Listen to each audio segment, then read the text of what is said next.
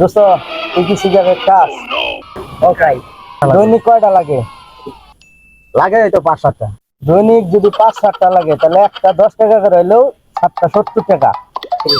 পানও খাস নাকি? পান তো খাই, পান লাগে প্রায় 4-5টা লাগে। দৈনিক ধরো 5টা তাহলে 25 টাকা। তাহলে ওদিকে বিড়ি খাও 70 টাকা, পান খাও হইলো 25 টাকা, তাহলে 95 টাকা।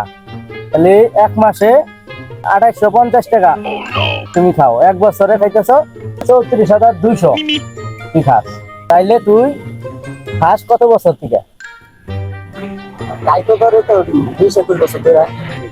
তাহলে ধর 20 বছর, 20 বছর থেকে খাস, তাহলে তোর 20 বছরে ইয়া আছে হলো 6,84,000 টাকা। যে টাকাটা তুই নষ্ট করছস এই টাকা দিয়ে একটা R15 কিনতে পারতি, একটা বাড়ি করতে পারতি, সুন্দর একটা বাড়ি করতে পারতি।